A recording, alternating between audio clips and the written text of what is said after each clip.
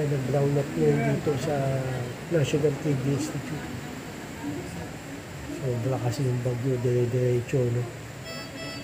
Hindi, ayun, pagkalulit lang. Generator lang ito, mga karibig. Please subscribe nyo ako sa iba ko pang YouTube channel. Please follow nyo ako sa iba ko pang social media account ko. Lalo na sa TikTok ko. Yun. Oh yeah! What's up? Kumusta mga kalibid? Gawin ito here.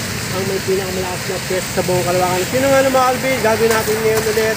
Bantay Papa ulit. Nagdamag. May bagyo. Bagyo ka lang. Babantayan ko si Papa. Yan. Puntay tayong libre sa kinabas na kalibid. Let's go.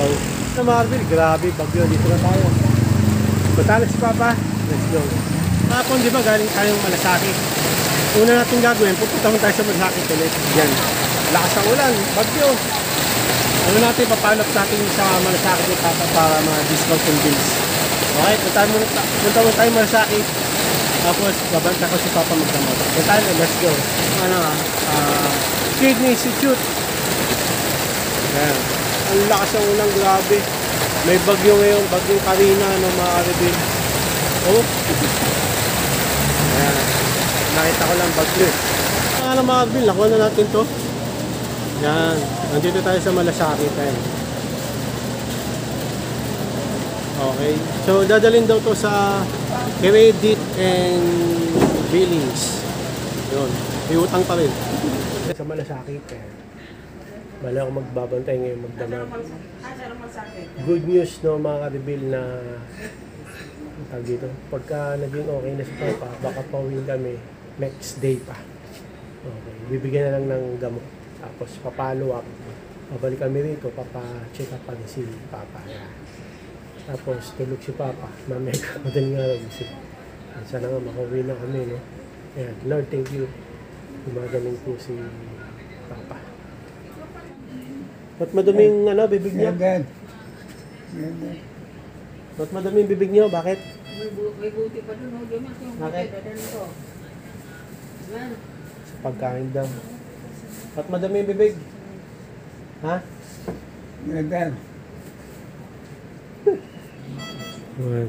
X-ray.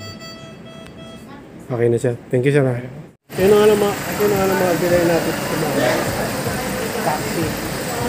Ang tagal na gano'n dito. 46 number eh. Yung number pa. So dito pa lang.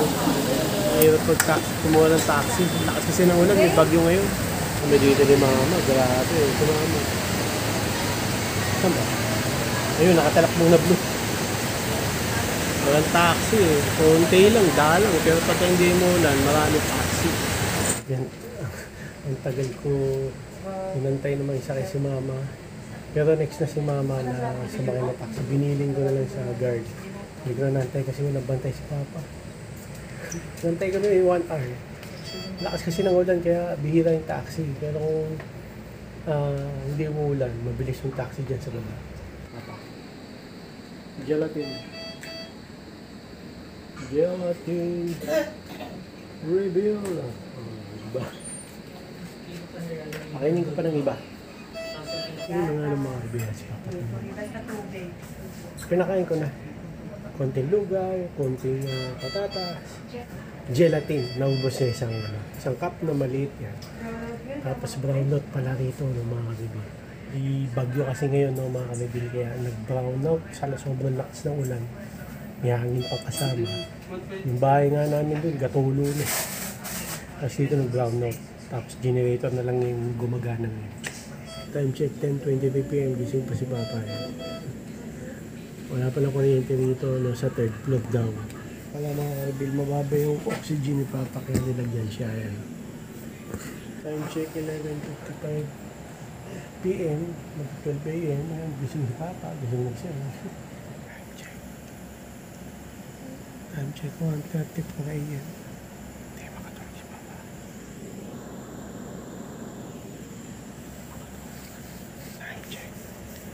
AM. Magpa 4 AM, 5:56 AM eh. Si Papa gising pa rin. Wala pang tulog. Okay na rin makatulog. Time check 5 AM. Di ba Check 7:18 AM. Lipat na po si Papa. Pinalitan na pala yung breakfast. Gusto na. Time check 8:45 AM. Pinalitan ko ng diaper si Papa. Tap mo ko ng diaper tapos pinag-oxygen si Papa kasi kagabi pa. Baba oxygen niya. Pero sabi ng doktor, pwede na siya umuwi bukas. Pero sa neurology, kung may gagawin operasyon, hindi pa siya pwede umuwi. Kaya mamaya tatanong ko kung anong update kay Papa. Check 8:50 AM. Kainin mo natin dati sa biscuit. Kainin ng lugaw. Pinalitan ko na rin itong gown yun. Tapos kumot, bago na, saka itong sapil. Nagpatulong na lang ako. Baka balik yung catheter.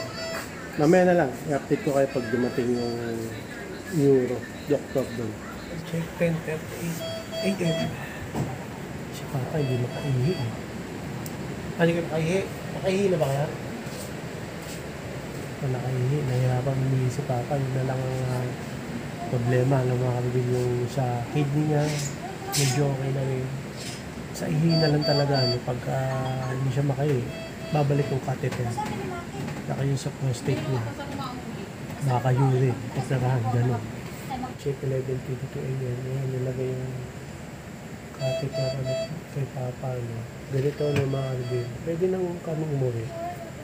Kaso, nakakatheter si Papa. Yung may tubo sa bag.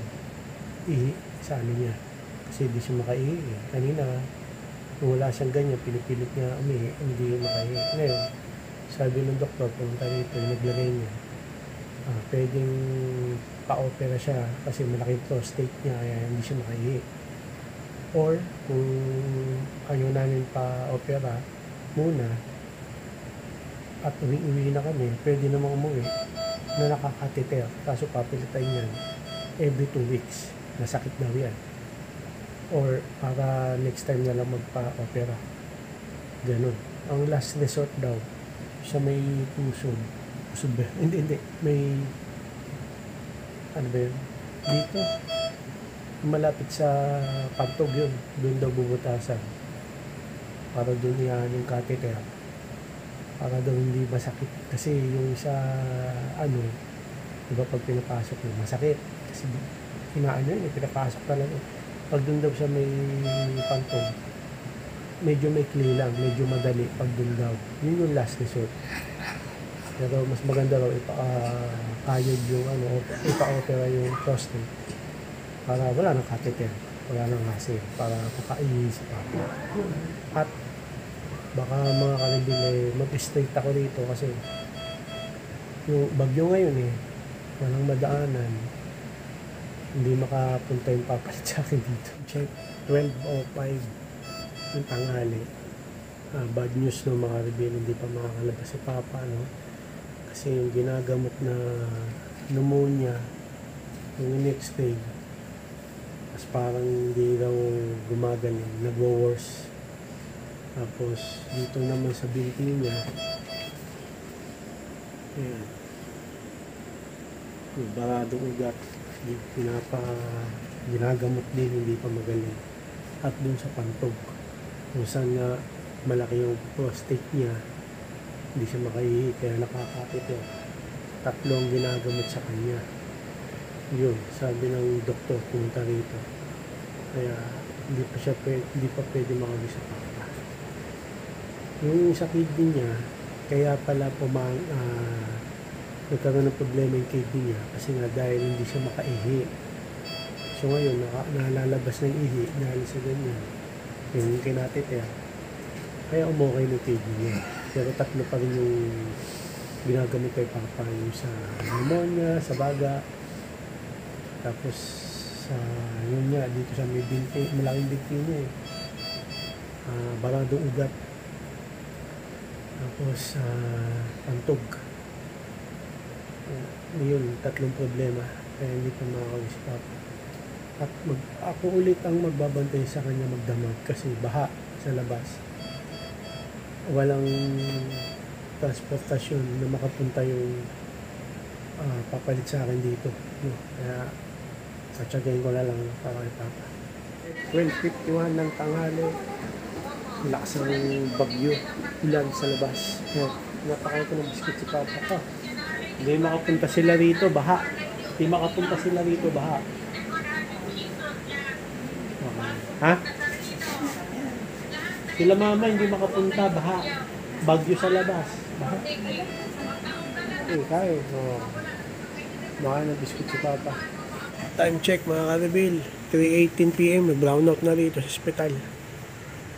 Sobrang bagyo. Bawal kayo bumaba. Walang kuryente mga ka-reveal. Brownout. Buti na may bintana. Bawal kayo bumaba. Nakikita nyo ba ako mga ka-reveal? Kaya nag-brownout ngayon dito sa National TB Institute. Sobra kasi yung bagyo, dire-diretso, no? Hindi rin ako hindi rin ako nakauwi. So lahat ng daanan dito, baha. Ayun, ikaw lang. Generator lang ito, mga karibin. Kanina kasi kuryente talaga, mawalan, generator.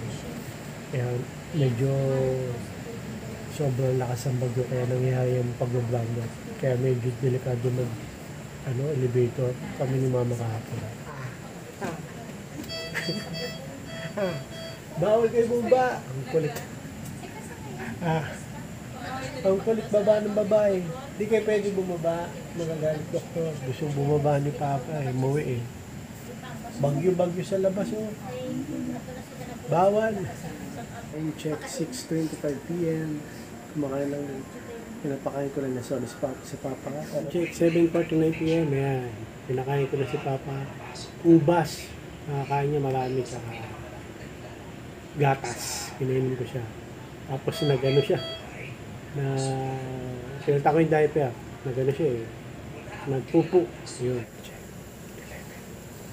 Kasi PM 2:12 pangalawang pang magdamag naman kaya hindi ako nakauwi kasi bagyo, baha. Kaya hindi ako nakauwi. Check 5:37 AM.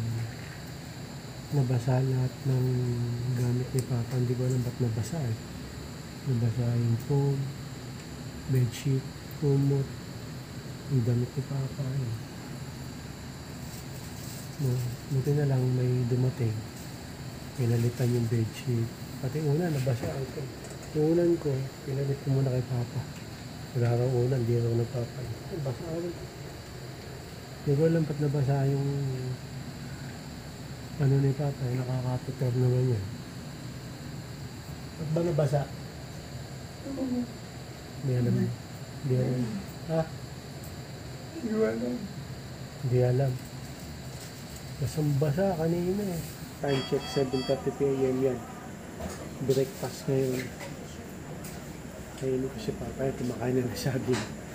Ito may lugaw din Takitlog. Subong ko sa kanin. Lugaw. Lugaw itlog. Pakain kay Papa. Time check 8:07 AM. Tuesday ako pumunta dito. Tapos binutay ko si Papa magdamag. Wednesday kapon. Hindi ako nakauwi kasi may bagyo kahapon. Baha. Alam mo daanan. Kaya na magdamag ulit ako. Straight. Ngayon Thursday. Pangatlong araw ko. Ayun. Bale, tatlong araw akong puyat. Papa, ganun din, puyat. Gusto nang umuwi. Ayan. Napakain ko na pala sa saging. Tsaka pinainom ko ka.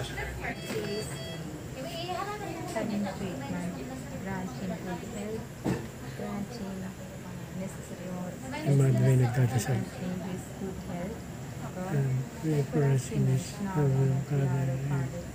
Time check 10:57 AM yung tulog si Papa. Medyo tulog si Papa. May nagpray na madre. Malaking tulong yun kay Papa na ipag-pray siya. Kaya Ako pinag-pray ko rin. Pray niyo mga kaibigan na gumaling na si Papa. Fast recovery. Yun. Kasi 3 yung ginagamot sa kanya. Pneumonia sa baga, sa binti, okay, bangang ugat sa binti, at saka sa pantog. Yun yung prostate. Malaki. Kaya hindi siya makaihi. Kaya nakakateter siya. Thank you kay Mag, kay dito na tanong yung pangalan doon sa mother, kay sister. 11:52. Tapos, Ay, check, 11:52. Napapakainin ko lang ito. Yan natin si Papa. Bumisita si Jomeline.